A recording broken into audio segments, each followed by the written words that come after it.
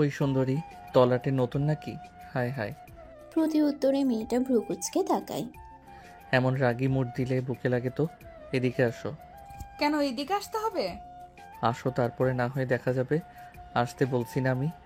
আর কোনো কথা না বলে রাস্তার এই মাথা থেকে রাস্তা পার হয়ে এ মাথায় টঙের একটা দোকানের সামনে এসে দাঁড়ায়। কি বলবেন তাড়াতাড়ি বলেন, আমার কাজ আছে। কাজ তো সবারই আছে, তা এত রাতে এই রাস্তায় আগে তো কখনো দেখিনি। জি, আমি এখানে নতুন এসেছি। নতুন জিনিসের আমদানি। মালটা খুব সুন্দর আছে রে। কি বললেন বুঝতে পারলাম না, কথা ঠিকভাবে বলবেন। এই বেয়াদব ছেলে, কথাবার্তা ভালোভাবে বলতে হয়। এটা কেমন ধরনের কথা? তা কোথায় উঠছেন? আমি কথায় উঠছি, আপনাকে কেন বলতে হবে? আপনার সাহস আছে বলতে হবে।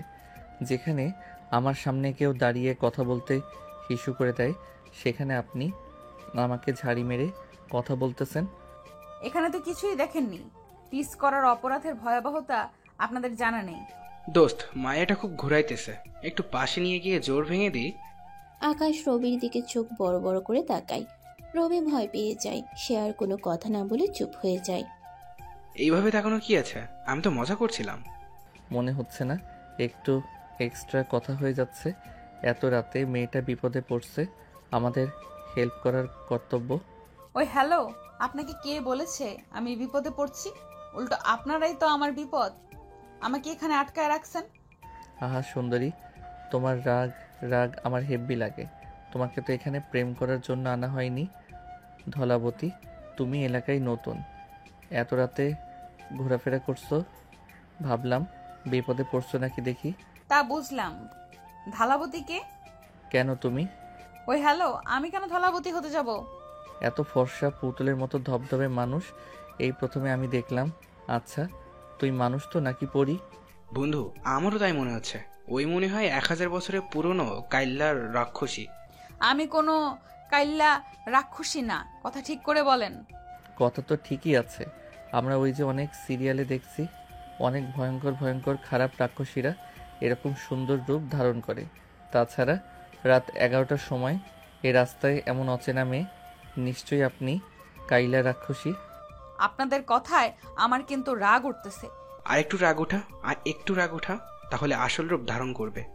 সোনালিকা এবার আর নিজেকে সামলাতে না পেরে ঠাস করে রবির গালে একটা থাপ্পড় মেরে দেয়। এই ছেলে তো সাহস হয় কিভাবে? দোস্ত, বলছিলাম না ওই কাল্লা রাক্ষসী, না হলে আমাদেরকে হাত তোলা সাহস পায়। Gas light? আরে আমি গ্যাস লাইট হতে যাব কেন? গ্যাস লাইটটা আমার কাছে দে। আমি পকেট থেকে গ্যাস লাইট বের করে আকাশের হাতে দিই। আমি গ্যাস লাইটার আগুন জ্বালিয়ে এক ঝাঁপ দিয়ে ওরে চেপে ধরছি। তারপরে লাইটের আগুন ওর হাতের আঙুলে লাগাতে লাগলাম। ওরে আল্লাহ রে, পুরে জ্বলে গেল রে। ছাড়েন ছাড়েন, মরে গেলাম।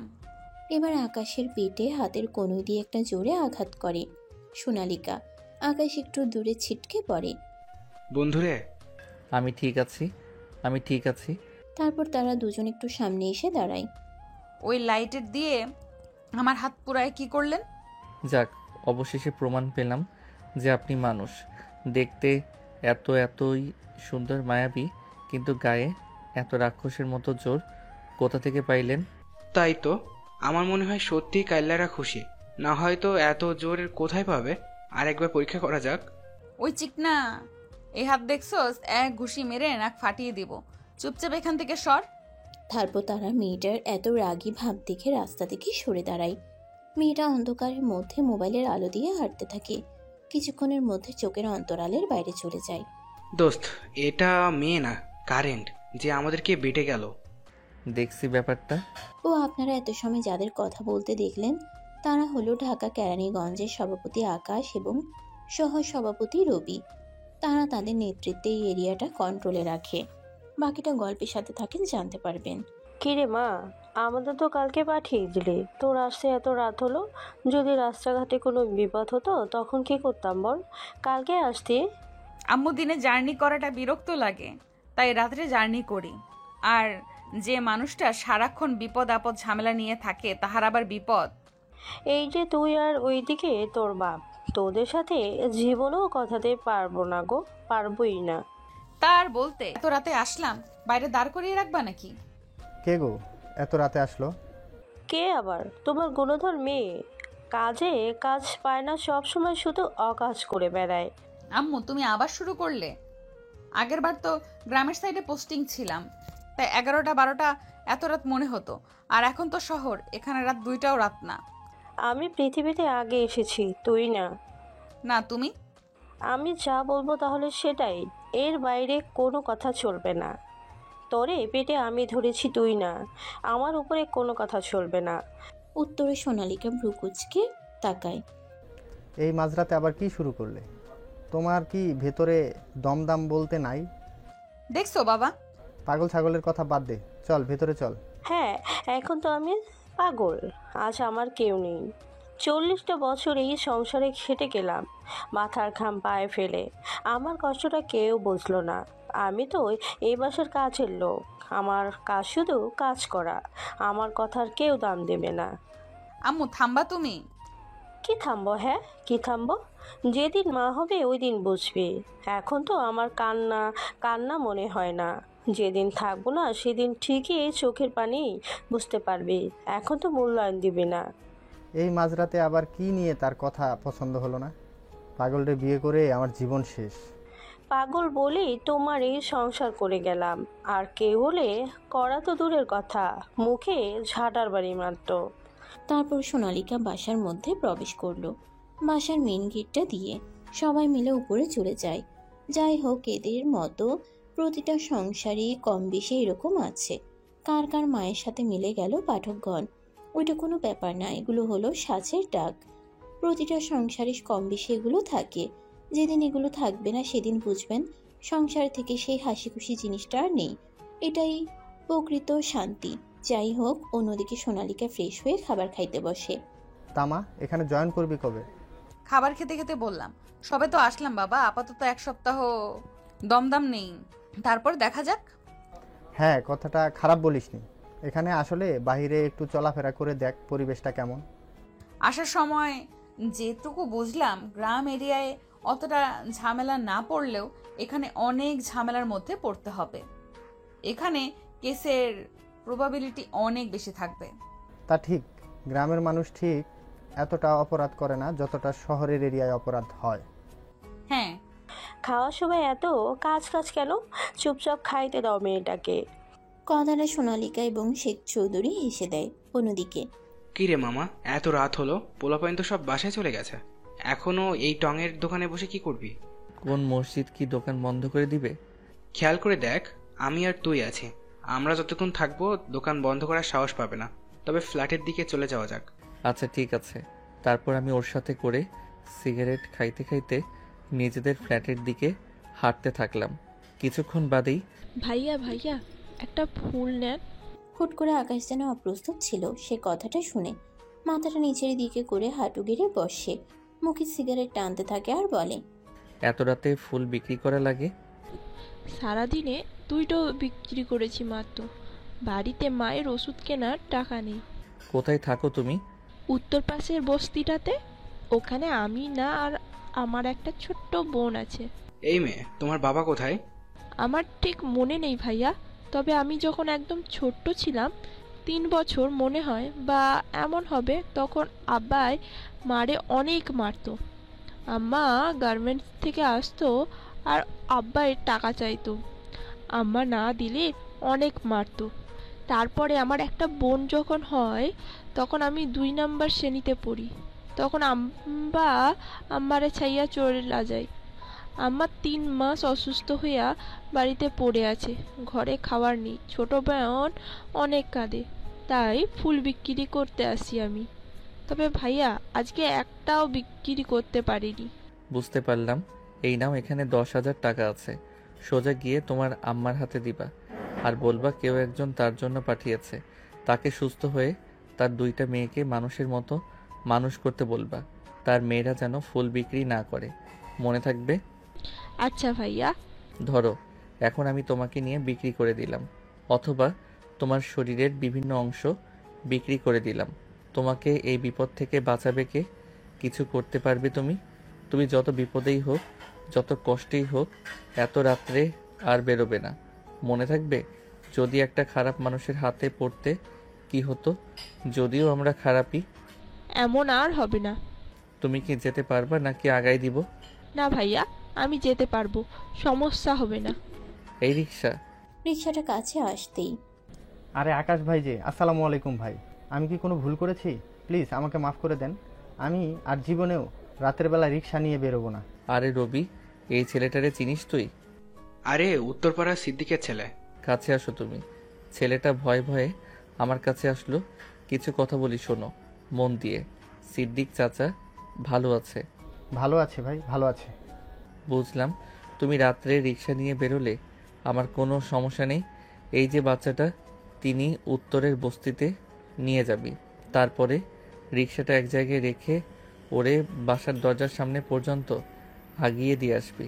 যদি কোনো রকম 1 ইঞ্চি ভুল হয়, হাতের রগ কেটে দেব। কি করব? হাতের রগ কেটে দিবেন ভাই, আমি কোনো ভুল করব না। যা ওরে নিয়ে। তারপরে রিক্সাওয়ালা মেয়েটাকে রিক্সায় নিয়ে নির্দিষ্ট গন্তব্যে রওনা দেয়। অন্যদিকে তুই জানিস না ঢাকা শহরের মানুষ কতটা মিথ্যাবাদী? টাকার জন্য এমন কি নাই যে তারা করতে পারে না। পা আছে, এমনভাবে পা বাঁধে মনে হয় প্রতিবন্ধী, তাই কথার মায়ায় পড়ে এতগুলো টাকা। এখন বর্তমান কত বাজে দেখছস? কেন, একটার একটু বেশি।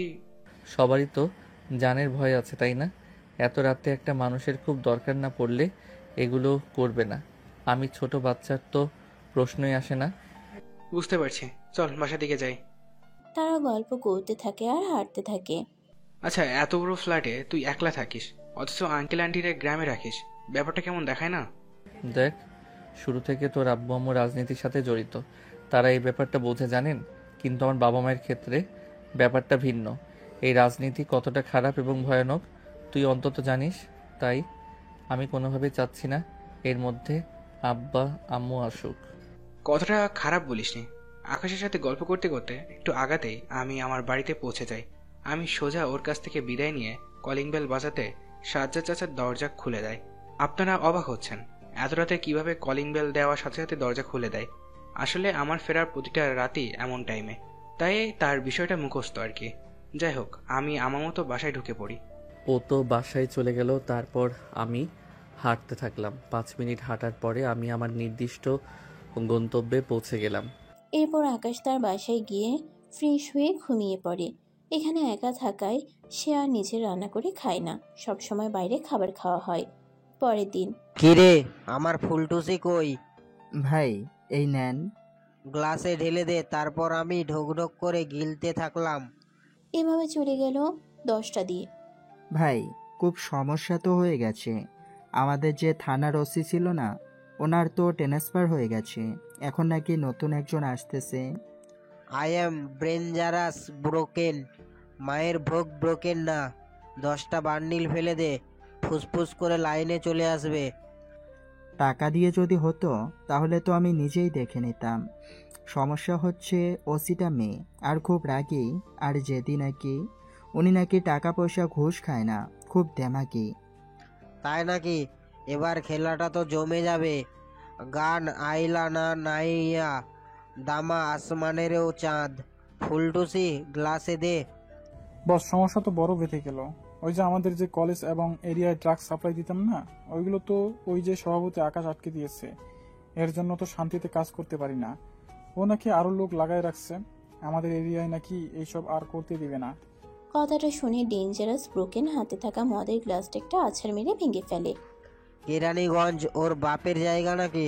ওর কথা মতোই সব হবে। ওরে তো দেখবো রে, খুব খারাপভাবে দেখে নেব। আগে এই নতুন ওসিটাকে হ্যান্ডেল করি, পরে ওর ব্যাপারটা দেখতেছি। কথাটা খারাপ বলেননি। সেদিন থেকে ওসিটা জয়েন করবে, ওই দিনই আমি আপনাকে খবর দিব। আপনি চিন্তা করবেন না ভাই, আমার লোক লাগানো আছে।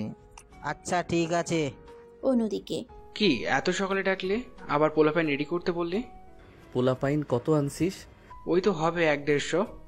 দক্ষিণের যে কমিউনিটি সেন্টারের পাশে যে জায়গাটা আছে না, ওই জায়গায় রফিক শালা কন্ট্রাক্টর 10 তলা বিল্ডিং করতেছে।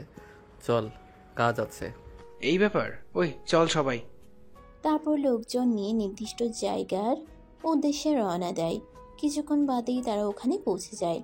গিয়ে দেখতে পারে একটা চেয়ারে বসে পান খাচ্ছে আর হিসাব মিলাচ্ছে রফিক। আরে আকাশ ভাই, হুট করে আমার সাথে কে দেখা করতে আসছে? আপনার সাথে দেখা করে জীবনটাকে ধন্য মনে করতেছি ভাই। তা কি খাবেন? দেখেন এই কাজটা তো পেয়ে গেছি। বাব্বা ভালোই তো। তা কত টাকার প্রজেক্ট? আল্লাহ দিলে ভালোই। আমার আয়ত্তে যেটুকু পেয়েছি 10 তলা বিল্ডিংয়ের মধ্যে, তা বইয়ের 40 থেকে 50 হাজার কোটি টাকার প্রজেক্ট বলা যায়। কি বলেন রফির ভাই? 10 তলা একটা বিল্ডিং করতে তো প্রায় 1,20,30,000 কোটি টাকা লেগে যায়। কথাটা আপনি ঠিকই বলেছেন রবি ভাই, তবে সব পার্সেন্ট তো আমার না। আমার ভিতরে যতটুকু ওইটুকুই আর কি বলছি। কত টাকার মধ্যে কাজ করার প্ল্যান করছেন? দেখে শুনে কুমা, সিমেন্ট রড বালি ঠিকঠাক মতো কিনছেন তো? না ভাই, এসব করা যায় নাকি? ওরে আমার লজ্জাবতী চিটার রে, তোমার চিটারি দেখলে তো আমার লজ্জা লাগে। এভাবে সুনাম করবেন না ভাই, আমার লজ্জা লেগে যায় তো। তাই নাকি? তা ফটাফট বেশি না, আমাদের অংশের 5 কোটি রেখে দিয়েন। ক্যাশ দিবেন না ব্যাংক? এত টাকা তো আমার নিজেরই লাভ হবে না। কথা বললেই 1 কোটি করে বাড়বে, 6 কোটি। তুই যে পরিমাণ চিটার আর এমসি কোয়ালিটির লোক, তুই তো অর্ধেক টাকা চুরি করবি এর থেকে। দেখা যাচ্ছে 40 বছরের জায়গায় বিল্ডিংটা 10 বছরে ভেঙে যাবে। আমি চাইলেও তোকে আটকাতে পারলেও বাংলাদেশে আনাচে কানাচে তোর মতো লোক আছে, তাদের কে আটকাবে? আর রাষ্ট্রের বড় বড় জায়গায় থেকে যে বড় বড় চুরিগুলো করে সেগুলো কে আটকাবে? দোস্ত, এত কম টাকা কেন দাবি করলি? ভাই আল্লাহর রাস্তায় কোনো কথা বললেন না, আপনার হাত দুইটা ধরেছি। 6 কোটি আমি পাঠিয়ে দেব। কবে দিবি?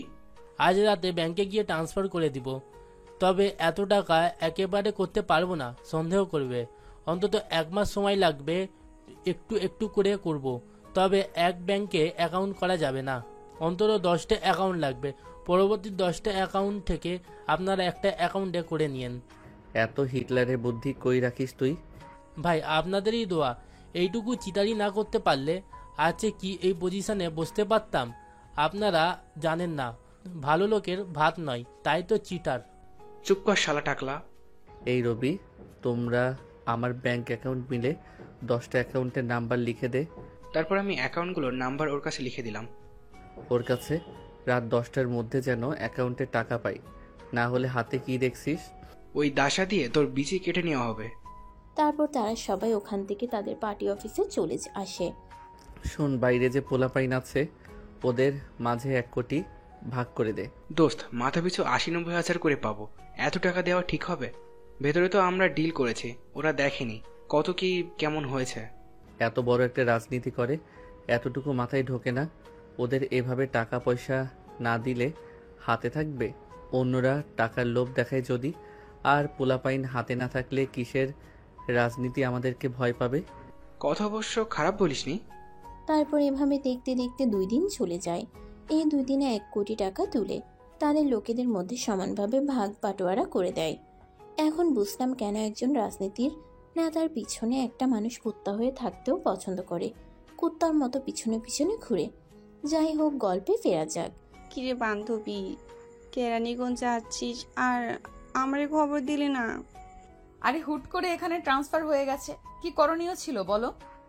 বুঝতে পারছি, দেখা তো করতেই পারিস। হ্যাঁ, তা তো অবশ্যই করা যায়। আমি তো এখন বাইরে যাচ্ছি, আমি তো এখন বাইরে আছি, জরা ব্রিজের সামনে যে মার্কেট আছে না, ওই জায়গায়। কি বলি তুই? আরে ওখান থেকে তো আমার বাসা 2 মিনিটের রাস্তা, তুই ওখানে দাঁড়া, আমি আসতেছি। তারপর আনিকার কোনো কথা না বলার সুযোগ দিয়ে কল কেটে দেয়। সোনালিকা ওখানে দাঁড়িয়ে কিছুক্ষণ অপেক্ষা করতে থাকে। এরই মাঝে, সোনালিকা রে, কতদিন পরে দেখা, কেমন আছিস? বিয়ে করে তো জামাই পেয়ে ভুলেই গেলি।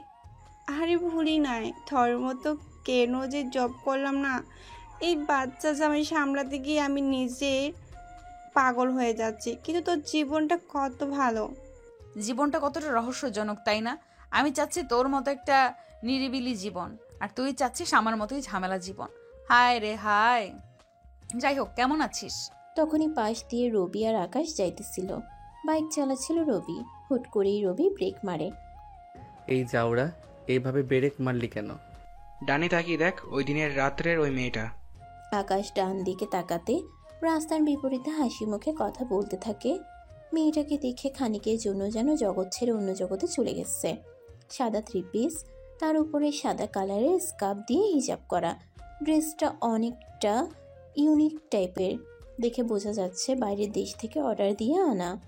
আবার স্কার্ফের উপরে চশমা বজায় রাখা, হাতে কালো কালারের মেয়েদের ঘড়ি এবং পায়ে কালো কালারের হিল। আকাশ যেন তার হিতাহিত জ্ঞান হারিয়ে ফেলেছে। সে কোন দিকে না তাকিয়ে রাস্তা পার হতে যায়, তখনই একটা অটো এসে ধুম করে আকাশের গায়ে মেরে দেয়। আকাশ খানিকটা ধূপ করে ছিটকে পড়ে। আকাশের বাম হাতটা অনেকটা কেটে গেছে, টপ টপ করে রক্ত পড়তেছে। কপাল এবং ঠোঁটটাও হালকা কেটে গেছে। সে যেন ব্যথা অনুভব করতে পারতেছে না। সে যে একটু আগে এত বড় একটা অ্যাক্সিডেন্ট করছে তার যেন সেদিকে খেয়ালই নেই। সে আবার উঠে দাঁড়ায় এবং পাশে থাকা রবি চিৎকার করে, আকাশকে ধরতে আসে। অবিশ্বাস্য ব্যাপার, রবি ধরার আগে আকাশ উঠে দাঁড়ায়। এত সব ঘটনায় সোনালিকা এবং তার বান্ধবী দৃষ্টিও এদিকে ঘুরে গেছে। তারাও তাড়াহুড়ো করে কাছে আসে কি হয়েছে দেখার জন্য। তখনই আকাশ নিজের মতো বিড়বিড় করে জোরে বলতে থাকে, হে অপুরুষী রূপময় সুন্দরী, সৃষ্টির সেরা সৃষ্টি কি তুমি? একটা মানুষ কি করে এতটা সুন্দর হতে পারে? কিভাবে হতে পারে একটা মানুষ কিভাবে এতটা সুন্দর? হায়, তোমার ওই দৃষ্টি আমার দিকে যেন তীরের মতো লাগে। তুমি কি আসলে এতটা সুন্দর, নাকি আমি ঘুমিয়ে স্বপ্ন দেখতেছি? কথা বলতে বলতে আকাশ সোনালিকার মুখের একদিকে তার কাটা বাম হাত রেখে বলতে থাকে, না, তোমাকে তো স্পর্শ করা যায়, তার মানে তুমি সত্যি সত্যি তুমি মানুষ। তবে আমার বিশ্বাস করতে কষ্ট হয়, তুমি কি কোনো পরী বা জিন যে রূপ ধরে আছো? এতটা সুন্দর তুমি কি করে? ওই ছেলে কি বলছো? তোমার মাথা ঠিক আছে? ওর হাত দিয়ে রক্ত বেরোচ্ছে, ডাক্তারের কাছে নিয়ে যান সবাই। দোস্ত, তোর হাতটা অনেক কেটে গেছে, অনেক ব্লিডিং হচ্ছে। তুমি কেন এত সুন্দর? তোমাকে মনে হয় আজীবন দেখে যাই, আমার চোখের পলক পড়ে না। তুমি কেন কেন এতটাই সুন্দর? মানসিক পাগলটাকে কেউ ধরে নিয়ে যান। কি বলতেছে সে নিজেই জানে না। এই রূপময়, তোর রূপময়ের খেতায় আগুন, বালের বাল, তাড়াতাড়ি চল। রবি তার হাত চেপে ধরে কাটা জায়গায়। তারপরে জোর করে আকাশকে রবি তার বাইকে উঠায়। রবি বাইক চালিয়ে হাসপাতালের দিকে রওনা দেয়। আকাশ অপলক দৃষ্টিতে সোনালিকার দিকে তাকিয়ে থাকে। কিছুক্ষণের মধ্যেই তারা হাসপাতালে পৌঁছে যায়। হাসপাতালে যাওয়ার পরে তাকে প্রাথমিক ট্রিটমেন্ট দিয়ে কিছু ওষুধ লিখে দেয়। অবশ্য তার হাতে 3টা সেলাই দেয়া লাগছে। অন্যদিকে, খিরে, তোর মুখে তো রক্ত লেগে আছে। কি বলবো বা করব দেখলি তো সবাই। আজ আমরা সুন্দর না বলে আমার পূর্বজাল পায়ও না। হ্যাঁ, রূপময় সুন্দরী। কুটনি, এক লাথি মারবো, থামবি? তুমি কি সত্যি মানুষ নাকি পরী নাকি পুলিশ? আমি তোমার রূপে মুগ্ধকর। আনিকার বাচ্চা, তোর পাছায় আগুন। সরি, আর বলবো না। রাস্তাঘাটে এসব বলদগুলো কই থেকে আসে আল্লাহ জানে।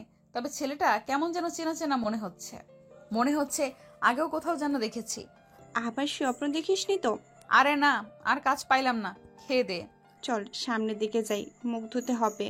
তোর মুখে রক্তর দাগ লেগে আছে। আজ অনেকদিন পর দেখা, একটা ট্রিট দিই তোরে। ঠিক আছে, ট্রিট তো আমার দেওয়ার কথা। চাকরি পাইলে সবাই বড়লোক হয়ে যায়।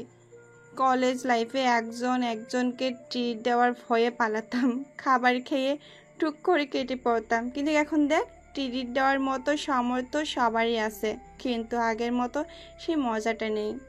হ্যাঁ রে, ঠিক বলছো, সময় পরিবর্তনশীল। ওই দিনগুলোরে খুব মিস করি। তারপরে তারা গল্প করতে করতে ফ্রেশ হয়ে একটা রেস্টুরেন্টে বসে কিছু খাবার খেয়ে আড্ডা দিতে থাকে।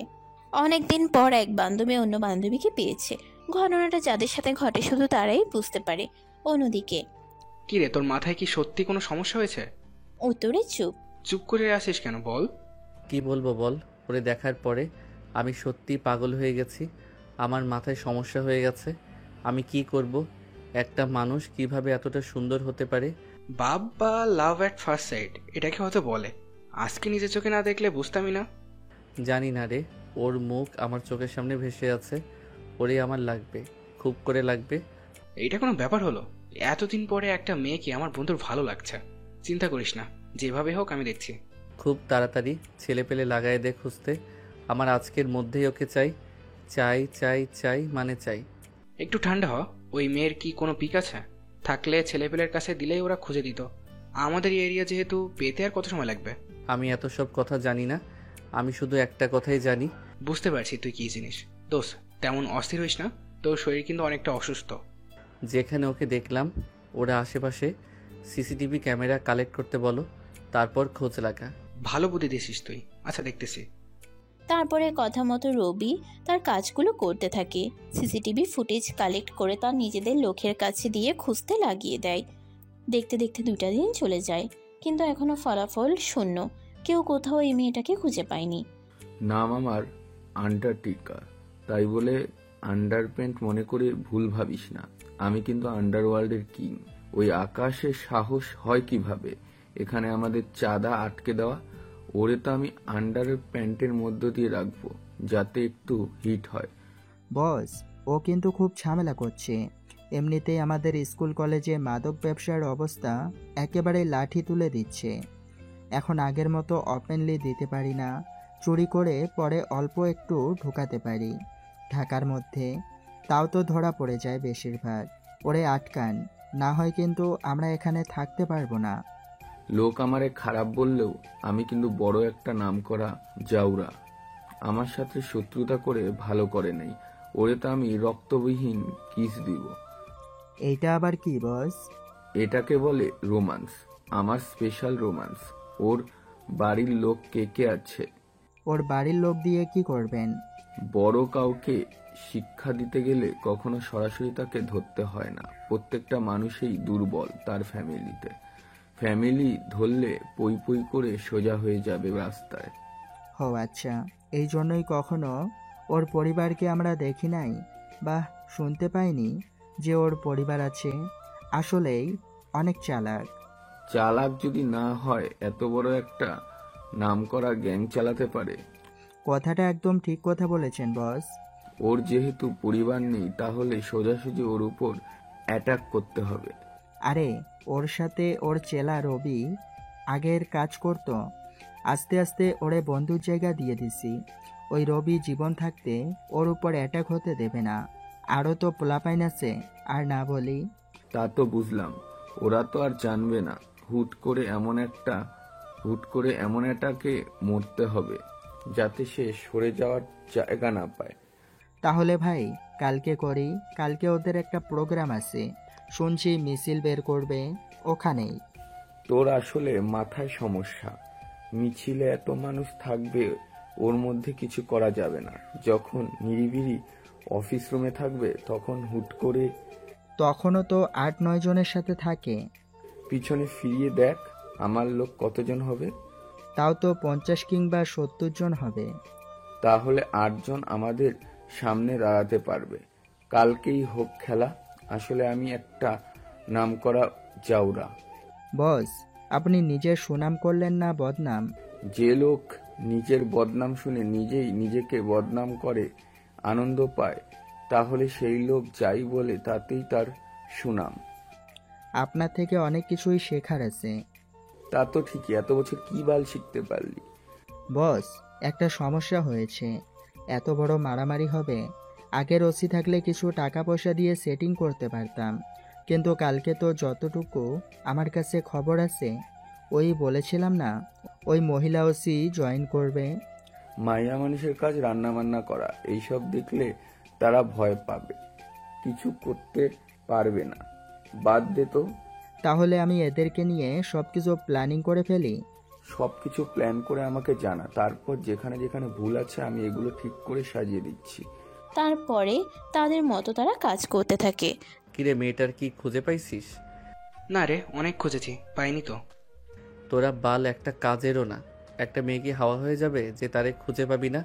আরে খুঁজছি তো, পেয়ে যাব, আর একটু সময় দে। আচ্ছা, কালকে মিছিলের কি করবি?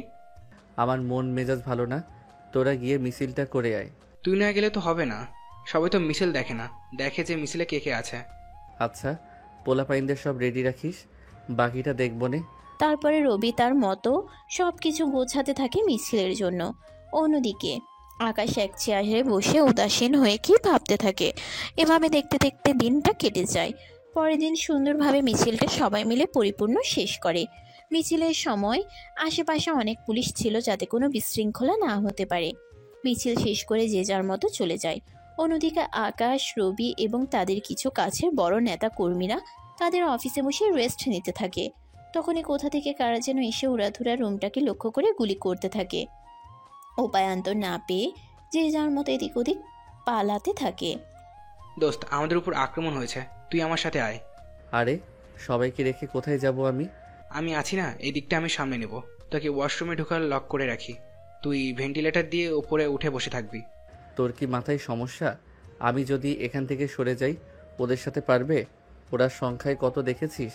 কিছুক্ষণ আগে মিছিল শেষ হলো, সবাই এখনো বাসায় যায়নি। আমি সবাইকে ইনফর্ম করে দিচ্ছি, ওদের আসা পর্যন্ত তোকে লুকিয়ে থাকতে হবে। এই আকাশ কখনো কাউকে ভয় পায় না। আজকে অ্যান্টার্কটিকার একদিন কিংবা আমার একদিন। অনেক সুযোগ দিয়েছি, ড্রাগস দিয়ে পুরো কিশোর বাচ্চাদেরও ধ্বংস করে দিচ্ছে। অনেক ছাড় দিছি, আজকে আর ও বেঁচে থাকবে না। বাস্তবতা আলাদা, এখানে এভাবে গোলাগুলি হলে তোর গায়ে লেগে যেতে পারে, তুই একটু সেফ। আলবাবা মতিঝিল, সবাই ভালোবাসে আমাকে জাউরা বলে। আহ রোমান্টিক জাউরা। আমি না অনেক রোমান্টিক, বিশ্বাস করো সোনা পাখি। তবে রোমান্টিকতার পাতায় আজকে আকাশ সোনা তুমি বাঁচতে পারবে না। আজকে তোমার বন্দুকের নল দিয়ে ইষ্টু ইষ্টু ফুটো করে দেব। খুব বেশি ব্যথা পাবা না, অল্প ব্যথা দিব, হুশ করে মরে যাবে। জীবনে অনেক জ্বালাইছিস, এতদিন তোকে সুযোগ দিলেও আজকে তুই বেঁচে যেতে পারবি না। তোর চ্যাপ্টার এখানেই শেষ। সিংহ যখন কথা বলে পাশ থেকে কুত্তার বাচ্চাও কেউ ঘেউ ঘেউ করতে হয় না। এটা আইন পরিপন্থ। এর একমাত্র শান্তির পরিচয় সিল মেরে দেওয়া। ওহ বস, যত দেখি আপনার উপরে ততই ফিদা হই। শালারে এখনই মেরে দেই। দেখা যাবে কে কাকে আগে মারবে। আরে ও মন্দির পুত, গলাগলি না থামালে এত সময় তো ফুটিস হয়ে যাইতি। তোদের জন্য স্পেশালভাবে ১,৫০০ রাউন্ড আনা হয়েছে। এই দেখ, মাঝে একটা দাগ দিয়ে দিলাম। এই দাগের এই সাইডে আমাদের পিছনে তাকিয়ে দেখ কত। আর তোর দিকে মাত্র ৬ জন, ৩ জন তো আগেই কেল্লাফতে। আমি কিন্তু আমার আপন মানুষের মৃত্যুর হিসাব বাকি রাখি না, সব সমান সমান করে দেই। তাই বুঝি সোনা? আসো একটা উম্মা দিয়ে দিই। বন্দুকে নল দিয়ে দেবো নাকি ঠোঁট? তুমি নিঃশ্বাস নিতে পারলে তো দিতে পারবে। ওই শালা ভয় পায় না কেন? এত এত অ্যাটিটিউড কই থেকে পায়? একটু পর এদিক থেকে সেদিক হলে যার অস্তিত্ব থাকবে না, সে কিভাবে এতগুলার উপর করে কথা বলতে পারে? পৃথিবীতে দুইটা জিনিস মনে রাখবি, একটা জিনিস তুই আর একটা জিনিস তুই। মানে? রবি এবং সবাই মাথা নিচু করো। কথাটা বলতেই রবি এবং তার পাশে থাকা ৫ জন ফ্লোরে শুয়ে পড়ে। আকাশ পাশে তার পায়ের কাছে একটা সুইচ টিপে দিতে নিচের ফ্লোর ফাঁকা হয়ে নিচ থেকে বড় একটা মেশিন গান উঠে আসে। কোনো কথা না বলে মেশিন গান দিয়ে ঝরঝর করে গুলি করতে থাকে। সেকেন্ডের মধ্যে সবার বুক এ4 থেকে চিরে O4 হয়ে যায়। এভাবে 2টা মিনিট চলে যায়। আকাশ বড় আর্টিলারি মেশিন গানটা রেখে আন্টার্কটিকার সামনে গিয়ে দাঁড়ায়। ইতিমধ্যে আন্টার্কটিকার প্রায় 2টা গুলি লেগেছে। এবার সংখ্যা কত? ভাই, আমাদের ভুল হয়েছে, মাফ করে দেন। আর কখনো এমন হবে না। একটু আগে না খুব ফটর ফটর করছিলে? আকাশ চুপচাপ আন্টার্কটিকার সামনে গিয়ে পায়ে ঠাস ঠাস করে আর 2টা গুলি করে দেয়। ভাই আমাকে মাফ করে দেন, আমি আর জীবনে এসব করব না। আমার আর মুখ দেখবেন না, আমি সবকিছু ছেড়ে ভালো হয়ে যাব। আমার জীবনটা ভিক্ষা দেন। এরিয়ার কোনোভাবে সুযোগ দেওয়া যাবে না। এসব মানুষ কখনো ভালো হবার মতো না, এরা এমন মেন্টালিটির মানুষ না। সত্যি আমরা ভালো হয়ে যাব। আমাদের ছেড়ে দিন। তোদের আজকে থাম তুই। আজকের পরে যদি ঢাকা শহরে কখনো তোদের মাদক সাপ্লাই করতে দেখি, আজকে পাই গুলি করছি, কাল সরাসরি বুকে করব। মনে রাখিস, মাপ চাওয়ার মতো আর সুযোগটা পাবি না। তখনই ফোর্স চারদিক থেকে ঘিরে ফেলো। কথাটা শুনে পুলিশের টিম ফোর্স চারদিক থেকে সব ঘিরে ফেলে। শুনলাম এই শহরে বড় মাফিয়া হয়ে গেছিস তোরা। আমার জয়েনের প্রথম দিনই এইভাবে গোলাগুলি শুরু করলি? এই রে, তোরা করছিস কেন? তোরা করছিস কি? এতগুলো জীবন তোরা নিয়ে নিলি? তোরা কি নমরুদ নাকি? তোদের মায়া দয়া নেই? কিভাবে পারলি? এদেরও তো বাচ্চা আছে, মা আছে, সংসার আছে। তোদের হাড্ডি থেকে মাংস খুলে নিব আমি। দোস্ত, সেই মেয়ে। কথাটা যেন আকাশের কানেই যাচ্ছে না। অবলোক দৃষ্টিতে সোনালিকার দিকে তাকিয়ে আছে। কিছু সেকেন্ড বাদে যে চোখের পলক ফেলতে হয় সেটাও যেন সে ভুলে গেছে। অপলক দৃষ্টিতে তাকিয়ে, ম্যাডাম, আমরা মারিনি।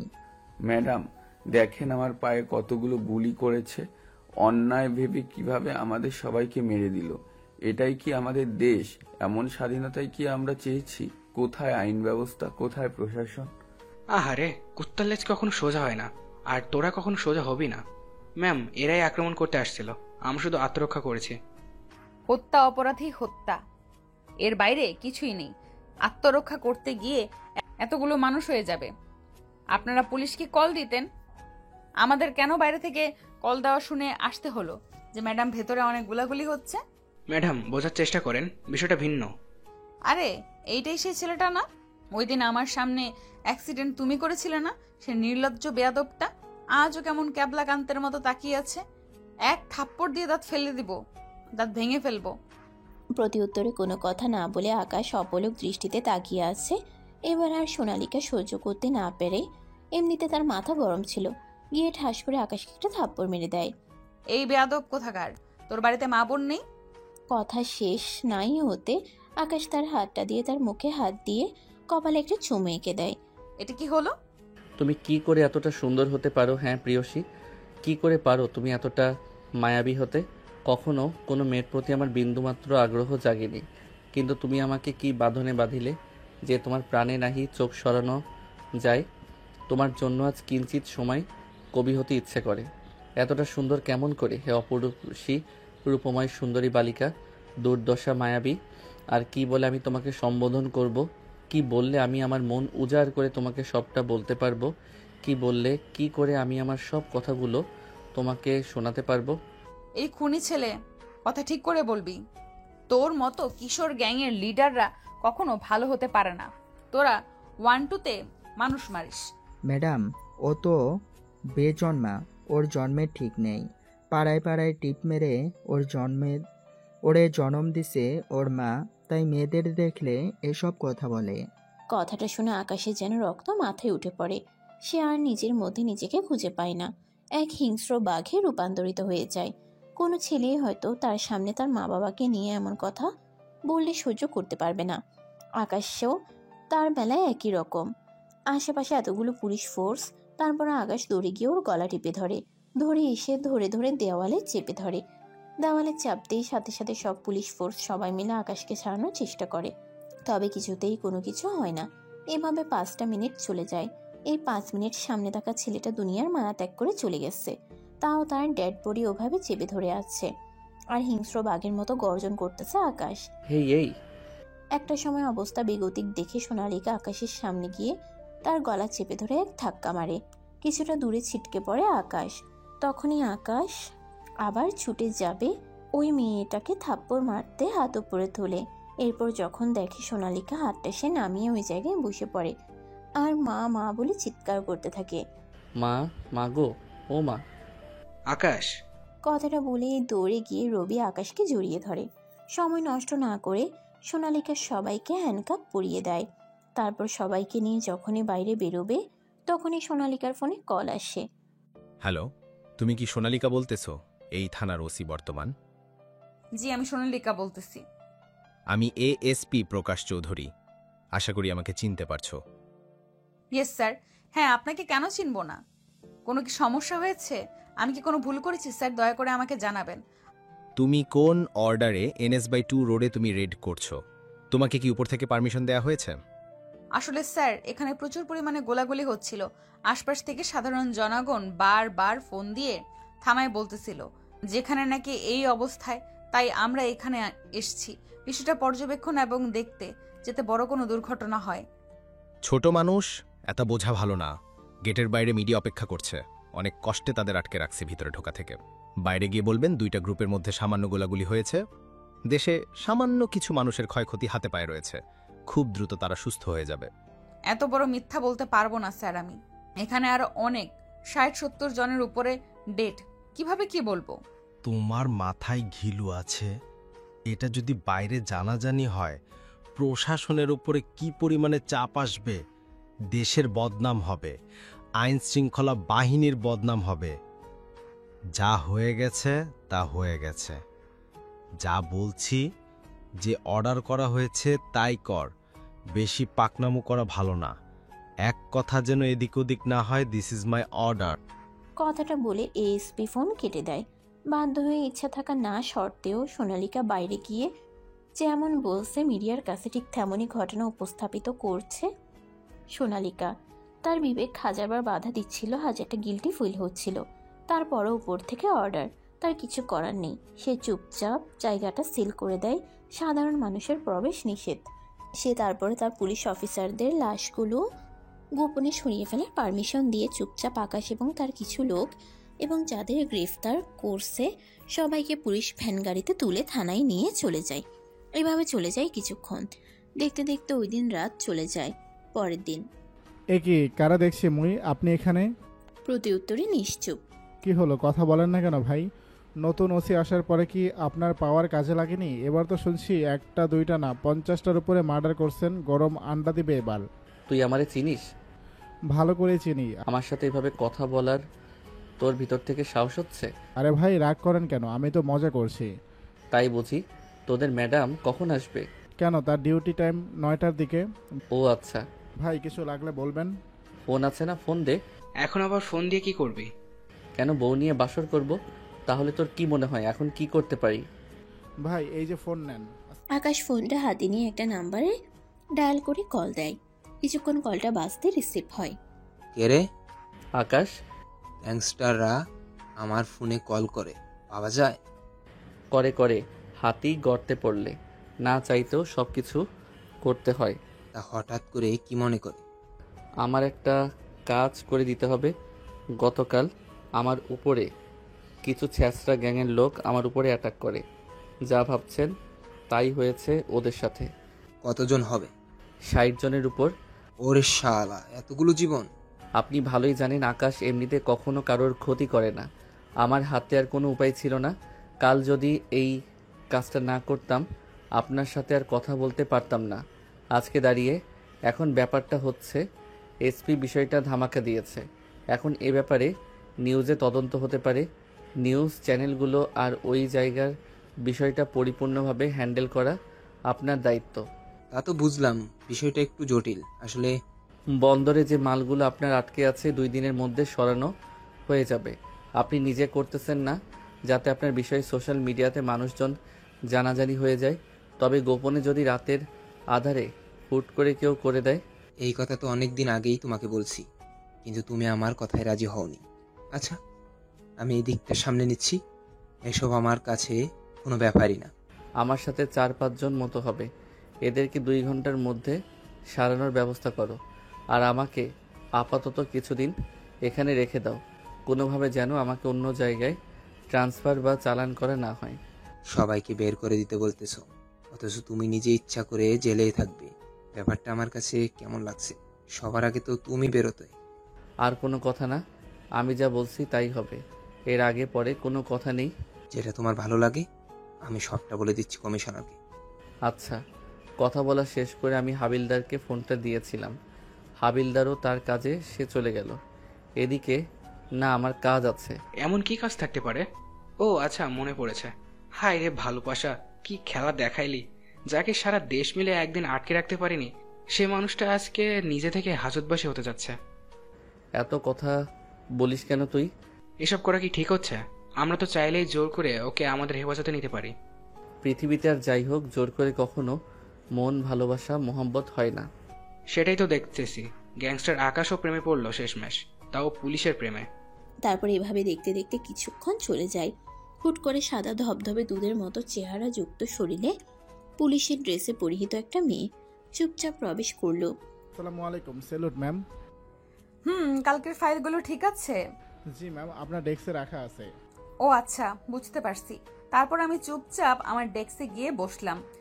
টুপিটা টেবিলের উপরে রেখে কফিটা হাতে নিয়ে এক চুমুক দিয়ে ডানে ঘুরতেই দেখি কালকে ধরা আসামিগুলো আমার দিকে অপলক দৃষ্টিতে হা করে তাকিয়ে আছে। আমি খানিকটা অবাক হলাম। যেখানে পুলিশের আসামির সম্পর্ক লুকোচুরি ভয়, এখানে এরা ব্যতিক্রম। এতদিন তো গ্রামে যখন ট্রান্সফার ছিলাম এগুলো দেখেছি, এখন শহরে আসার পরে বিষয়টা ভিন্ন। আমি তাদের দিকে ভ্রু কুচকে তাকালাম। এই আপনারা সবাই হা করে এদিকে কি দেখেন? এই তোর ওই দিকে তাকাস কেন? চোখ তুলে নিব কুত্তার বাচ্চা সবগুলো। তোদের ভাবি লাগে? কথাটা শুনে সাথে থাকা সবাই ভয় পেয়ে যায় কিছুটা। চুপচাপ সবাই অন্যদিকে ঘুরে দাঁড়ায়। এই ছেলে, আপনি কি বলছেন? মাথা ঠিক আছে? লাঠি দেখেছেন? মায়ের কিন্তু একটাও মাটিতে পড়বে না। আপনাদের মতো গুন্ডাগুলোকে যে কেন প্রশ্রয় দেয় উপর মহল, আল্লাহ পাক উনি ভালো জানেন। সোনা পাখি, এগুলো রাজনীতির খেলা। তোমার মতো গোলুমুলু বাবু কি এগুলো বোঝে? বোঝে না তো। তারা যদি আমাকে প্রশ্রয় না দেয়, তাদের কাজ কে করে দিবে? তাদের ভোটের ব্যবস্থা কে করে দিবে? তারা এমন পাওয়ারফুল হওয়ার পরেও তোমাদের মতো গুন্ডার সাহায্য লাগবে? এক মিনিট, কি সব নামে তুই আমারে ডাকিস? থাপড়াইয়া দাঁত ভেঙে দিব। একটা মায়েরও মাটিতে পড়বে না, বেয়াদব কোথাকার। তোমার বকাগুলো এত মিষ্টি পুরুষ কেন? তোদের মতো গুন্ডারা যারা এক দুইটাতেই মানুষ মরে, তাদের মনে আবার এত সব রোমান্টিকতা আছে ভাবা ছিল না। আমার সাথে একদম উল্টাপাল্টা ব্যবহার করবি না। আমি কিন্তু তোর গায়ে হাত দিতে দুবার ভাববো না। গায়ে হাত দিয়ে দেখেন না, 1 মিনিটও চাকরি থাকবে না। কথাটা শুনে আমি রাগে রবির গালে একটা থাপ্পড় মারি। আমারে মারলি তুই? চুপ শালা, মারবে কাটবে এগুলো তো বউরাই করবে, জানিস না? যতই পাওয়ারফুল হোক, সবাই বউয়ের কাছে ভেজা বিড়াল। কিছুদিন আগে ফেসবুকে দেখলে না, ফ্রান্সের প্রেসিডেন্ট ও বউয়ের হাতে মায়ের খায়, আর আমি তো মাত্র গ্যাংস্টার। সোনা পাখি, তুমি আমাকে সকাল বিকাল মন ভরে থাপড়াবা? আচ্ছা ভাই, আমার ভুল হয়ে গেছে, মনে ছিল না। এই কত বড় সাহস, আবার ভয়ে উঠে চলে গেছে। এই শালা হারামজাদা, মাইট চিনস? বান্টুস ফাটাইয়ে দিব। এভাবে বলে না, তুমি তাহলে মা ডাক শুনতে পারবা না? এদের কথাবার্তা শুনে সোনালিকার রাগ যেন মাথায় উঠে গেছে। রাগে কটকট করতেছে, দাঁতে দাঁত চেপে। নিজেকে কন্ট্রোল না করতে পেরে সে লকআপের কাছে গেছে। ঘুষি দেখছো? এক ঘুষিতে নাক ফাটায় দিব। এই সবাই চোখ বন্ধ করো তো। এই নাও, আমি মুখ আগেই দিছি, তুমি কারোর কথাই কান দিও না। মনের মতো থাপ দাও তো, ঘুষি মারো, যাতে তোমার চিহ্নের দাগ নাকে লেগে থাকে। তুই শালা সাইকো নাকি? দাঁড়া, তোর একদিন কি আমার একদিন। কথাটা বলেই আমি লকআপের ভেতরে হাত দিয়ে যেই না বক্সিং দিতে গেছি, পোলাটা আমার হাতটা চেপে ধরছে। সোনালিকার হাত চেপে ধরে গুনে গুনে 5টা চুমু দেয় আকাশ। তারপর মা, এত নরম গোলুমোলু হাত মারার জন্য, মাথায় হাত বুলিয়ে দেওয়ার জন্য ব্যবহার হয় পাগলি। তবে মাঝে মাঝে তুমি চাইলে আমারে কেলাইতে পারো, তবে একটুখানি। তবে কাউকে বলা যাবে না, না হলে সবাই বলবে দেশের সর্বোচ্চ গ্যাংস্টার আকাশ চৌধুরী ফ্রান্সের প্রেসিডেন্টের মতো বউয়ের হাতে মাইর খায়। এই পোলা, তুই কি ভালো হইতি না? তোমাকে দেখার পরেই তো খারাপ হয়েছি। আমি কি করব? এইসব ঢঙের কথা বাদ দে, আমি কিন্তু পুলিশ ডাকবো। ডাকো পুলিশ, দেখি পুলিশ আমার কি করতে পারে। পুলিশ বাঁচাও আমাকে। আরে ধুর, আমি নিজেই তো পুলিশ। কথাটা শুনে সবাই হু হু করে হেসে দেয়। এই একটুও হাসবি না, দাঁত ভেঙে দিব। জীবনে অনেক তেরাকে আমি সোজা করেছি, কিন্তু তোমার মতো বেয়াদব একটাও দেখিনি। দেখনি তো কি হয়েছে জানেমান? এখন থেকে রেগুলার আমার এই মুখটা দেখবা। তোর মুখে ইঁদুর ছেড়ে দিব না, ধরো তেলা পোকা। তোমার যা ইচ্ছা করিও। সবার জন্য গ্যাংস্টার হলেও আমি তোমার জন্য ভিজা বিড়াল।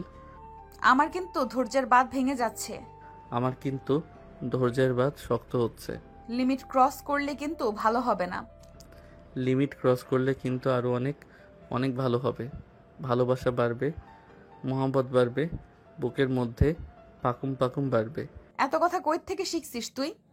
এত কথা ভালোবাসা থেকে শিখছি। তোর ভালোবাসার খেতায় আগুন। আমার জামাই আছে, আমি বিবাহিত। কথাটা শুনে আশেপাশের সবাই যেন কিছু সময়ের জন্য থমকে যায়, একে অপরের দিকে তাকাতাকি করতে থাকে। এর মাঝে হুট করে, যাকে ভালোবাসি তার ব্যাপারে খোঁজ নেব না, তা এ কি হয়? তোমার 10টা জামাই থাকলেও তুমি আমার সোনা পাখি। সত্যি আমি বিবাহিত। আরও 2টা করো না, তাতে আমার কি সমস্যা? আমার সমস্যা হচ্ছে তোমাকে ভালোবাসি। এখানে তো বিবাহ সম্পর্ক নেই। বুঝলাম না তো ব্যাপারটা। বুঝলাম তো আমি ব্যাপারটা। বলতেছি যে ম্যাডাম, এত সুন্দর করে মিথ্যা বললে সবাই বুঝে ফেলবে। একটু শক্ত করে বলো, যাতে সবাই বিশ্বাস করে। যাকে ভালোবাসবো সে বিবাহিত কিনা এইটুকু অন্তত খবর কি আমি নিব না? তুই আমার ব্যাপারে খোঁজ খবরও নিয়েছিস? যথা আজ্ঞা মেরে পেয়ারকা বাচ্চার মা। তোর মুখে ঝামা ঘষে দেব শালা হারামখোর। কিছু আটকা না তোর মুখ দিয়ে, যা আসে তাই বলিস। কি মধুর বকা দিলে গো, আমার বুকের মধ্যে লাড্ডু ফোটে। ওরে আমি পাগল হয়ে যাব, কেউ আমাকে ধরো। ম্যাডাম কোনো সমস্যা হয়েছে কি? এদের লকাবে ঢুকে এমন মাইট দিব যেন আজীবন মনে থাকে। This is my order. Madam আমি পারবো না, আপনি নিজে মারেন। আমি তোমাকে অর্ডার করছি না। এনাদের বাদে অন্য কাউকে বলেন মারতেছি। এনাদের মারলে বাইরে বেরোলে আমার টুনটুনি কেটে দিবে। আর না মারলে আমি তোমার চাকরি খেয়ে দিব। একটা চাকরি গেলে কষ্ট করলে আরও পাবো, কিন্তু টুনটুনি হারালে কোনোদিন আর পাবো না। ভবিষ্যতে আমার বউ আমাকে না পেয়ে পরকীয়া করবে। না ম্যাডাম, আপনার যা ইচ্ছা করেন, আমি আপনার এই অর্ডার মানতে পারবো না। হাবিলদারের বাচ্চা হাবিলদার। ও না, ফুল সোনা পাখি, তোমার সাদা পরীর মতো মুখে রাগলে রক্ত জমে গেলে তো খারাপ দেখা যায়। তুই তোর কথা কিন্তু লিমিটের মধ্যে বলবি। কথাটা বলে রাগে গজগজ করতে করতে নিজের ডেস্কে ফিরে যায় সোনালিকা। তারপরে ওখানে 30 সেকেন্ড মতো ওয়েট করে সাইড রুমে চলে যায় রেস্ট করার জন্য। রুমে গিয়ে দরজা লক করে দেয়। আসলে সাইড রুম হচ্ছে প্রত্যেকটা থানায় আলাদাভাবে কিছু রুম করা থাকে পুলিশ অফিসারদের রেস্ট করার জন্য বা ঘুমানোর জন্য। সোনালিকা এদিকে কিছু করতে না পেরে রাগে আগুনের মতো ফুলতে থাকে। সে আর দেরি না করে সরাসরি পুলিশ কমিশনারকে কল দেয়। হ্যাঁ সোনালিকা বলো। চাচ্চু, ওই যে আমাদের এই এরিয়ায় আকাশ নামে একটা ছেলে আছে না, গুন্ডা টাইপের, ওরে কালকে ধরে আনছি। চোখের সামনে অনেকগুলো হত্যা করেছে। আমার সাথে এখন প্রচুর পরিমাণে বেয়াদবি করতেছে। ওর বিরুদ্ধে কি কোনো ব্যবস্থা নেওয়া যায় না? আমার ধৈর্যের বাঁধ ভেঙে গেলে এমন মারবো, পা ভেঙে ফেলবো কিন্তু। দেখো তোমার ব্যাপারটা বুঝতে পারছি, তবে সব জায়গায় আমরা সবকিছু করতে পারি না। কিছু কিছু জায়গায় আমাদের নিয়ম রেস্ট্রিকশন থাকে, আইনেরও বাইরে আমাদের কিছু করার থাকে না। ওই জায়গায় ওর হাত উপর মহল থেকে মন্ত্রী মিনিস্টার থেকে বড় বড় পর্যায়ে এসপি স্যার পর্যন্ত ওকে ভয় পায়। ওর এত পাওয়ার, সে জায়গায় আমরা ওর কিছুই করতে পারবো না। আমার কাছে যতটুকু খবর আছে আজকের মধ্যে ওদের জামিনের পেপার নিয়ে যাবে থানায়, ওটা অ্যাপ্রুভ করে বের করে দিও। আর এসব ঝামেলায় আশেপাশে না থাকাই ভালো, ওইসব মানুষ ভালো হয় না, সাবধান। আচ্ছা ঠিক আছে বলে আমি ফোন রেখে দিলাম, কিন্তু আমার সারাটা শরীর দাও দাও করে জ্বলতেছে রাগে। আমার চাকরির জীবনে কখনো এমন পরিস্থিতিতে আর পড়তে হয়নি, কিন্তু আজকে আমাকে যে পরিস্থিতিতে নামতে হয়েছে, ন্যূনতম সম্মানটুকু আমার নেই এখানে। একটা রাস্তার গুন্ডার কথায় সকলে ওঠা বসা করতেছে, যে কিনা চোখের সামনে দিয়ে দুপুরে মানুষ মারে, আবার প্রশাসন সেটা প্রশ্রয় দিয়ে লুকিয়ে যায়। এদের মতো গ্যাংস্টারদের না থামানো গেলে আমাদের দেশটা কিভাবে চাঁদাবাজি মুক্ত হবে, কিভাবে দেশে আইন প্রতিষ্ঠা হবে, কিভাবে ন্যায্য বিচার হবে? এরা থাকলে তো কখনো ন্যায় বিচার সম্ভব না। কি যে একটা অবস্থা। এভাবে দেখতে দেখতে 5টা ঘন্টা চলে যায়। 5 ঘন্টা পর থানায় যৌথ নিয়মে কিছু লোক নিয়ে তাদের মধ্যে প্রবেশ করে, আর থানার বাইরে শত শত লোক মিছিলে আকাশে নামে স্লোগান দিতে থাকে। এরই মাঝে একজন উকিল কিছু পেপার বের করে।